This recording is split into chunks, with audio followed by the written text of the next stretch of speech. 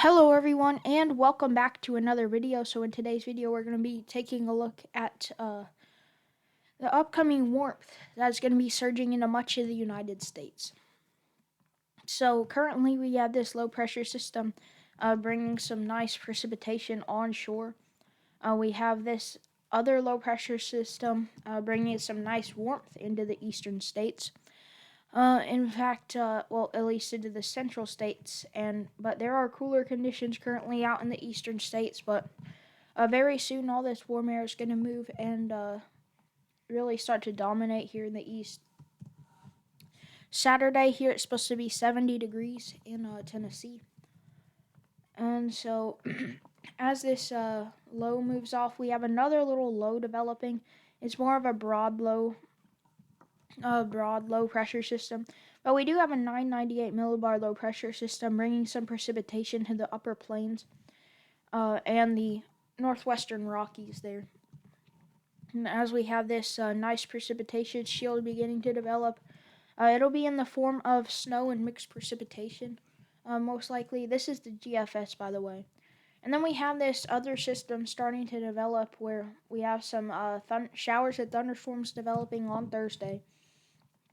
Moving towards midday, everything starts to clear out, and then towards late Thursday, a lot of areas behind may see some cooler weather return. However, that won't last for long, as on Friday by 21Z we have a nice warm area across the eastern states, and by early morning, about 3 a.m. on Saturday, we have nice warmer temperatures prevailing, especially out west where we have that. We kind of have a slight trough in the northern states, and then for a lot of the southern and central states in latitude, we have a lot of warmer air starting to surge. And then we have, let's see. We have this system developing. That's pretty interesting. We have a little low pressure system developing right there.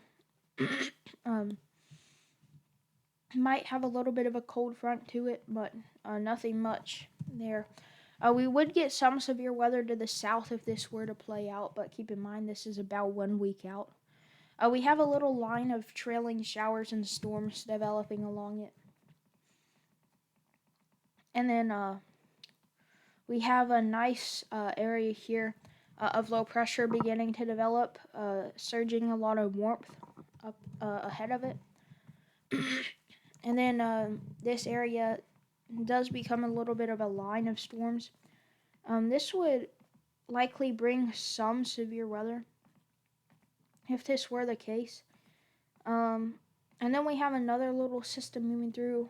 We keep getting these lines of storms, these QLCS type events, because after all, in March, this is March 11th. After all, in March it is severe weather season. We still can get some cold blasts out into the east, as you see here, the freezing line down here in Tennessee and North Carolina. But we also have a lot of snow out here in the Rockies. But keep in mind it is severe weather season, so severe storms can form quickly. We have the European model. We literally only have one frame of that, so I'm going to have to go back to the 0Z. The 0Z Euro. And as you can see, it shows on the Thursday, it shows more of an isolated storms look to semi-isolated, semi-discrete storms. And it shows it getting more organized as it moves here into Alabama. A more of an organized look with these storms. And then that moves off. And then we get really quiet for a while, and then this thing forms. That's interesting. It's showing this on both models. But yeah, this is March the 3rd. And by the way, there's going to be a lunar eclipse on March the 3rd, early in the morning.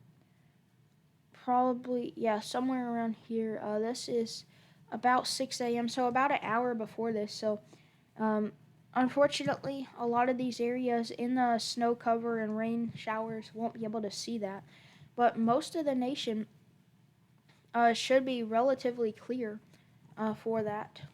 In fact, once we get through with this model run, I'm going to show the satellite for that simulated satellite, if that's even possible to show on here. I'm not sure if the Euro has that, but yeah, this shows a line of storms, and we have semi-discrete to discrete cells forming out ahead of it, March the 7th, and we have a nice wintry band on the north side of it. And then here on March the 9th, this is showing the same thing as the GFS. We have a relatively organized cluster of storms, line of storms, very likely intense in nature, and we have these cells out ahead of it. Now, if this were to occur, is the key question. So, simulated satellite, let's go to that, if that's even possible.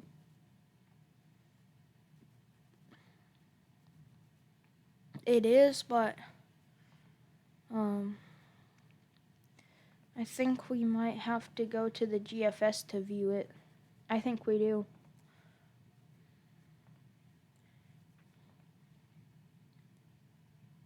Okay. Cloud cover. Let's look at that. Let's go out towards March the 3rd, early in the morning.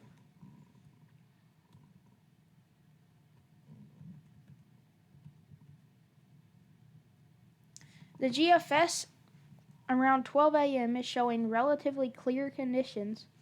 Oh, wait. No, this is like, wait, blue? What is, okay, blue is like 100% cloud cover. Never mind. It's showing cloudy conditions across almost all of the eastern United States here.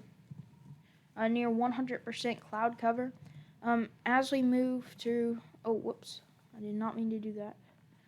March the 3rd. Let's go out to March the 3rd. Let's go to 9Z. 12Z, so this is about 6 a.m. We have almost like 100% cloud cover across all of the eastern United States according to the GFS model. Let's look at the Canadian model as well just to see what it shows.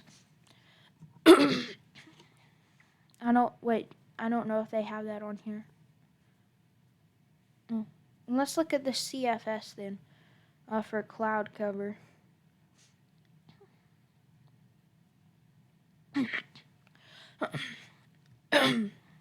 Excuse me. Okay, so 12Z on March the 3rd. This is showing a little bit of a different story with precipitable water. We don't have really much at all across most of these states, and then really low levels across this band here, and then we have higher levels as you start to get towards the Gulf. So I'm not sure that this has a direct correlation with satellite, though. But yeah, that's pretty interesting. Anyways, Weather Prediction Center. We have all this mixed precip falling here across the west and the northern and the Great Lakes here. And then we have a fire weather risk out here in the plains, southwestern plains. And then tomorrow we could see a band of showers and storms setting up. They're discussing the potential for maybe a marginal risk across these areas, I think. And then we have a lot of mixed precipitation and snow showers off to the north. And then we have this area of showers and storms setting up on Thursday, I believe. And then we have this area of mixed precipitation and snow setting up to the north as well. Climate Prediction Center, March 1st through the 5th, the 6 to 10 day outlook. We have a very far northern states getting colder weather, and that is it. And then we have above average temps for most of the southern United States, in fact all of the southern United States and western states.